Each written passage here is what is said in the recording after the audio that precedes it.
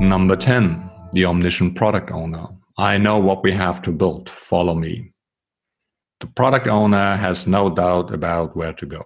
He or she does not need the team, doesn't require the stakeholders. Collaboration would only slow him or her down. Product owner provides the why, how, and what at the same time. This is really a problematic situation, particularly if you mix a dominant product owner with a submissive team and absent stakeholders. That's a horrible combination if you want to have an inspection and an adaptation in answering the are we still on the right tech question, because it will always end up with the product owner showing the way and defining what needs to be built next from his or her perspective. The checks and balances are gone this way. Too bad that Scrum thrives on exactly the equilibrium of all the roles and the stakeholders.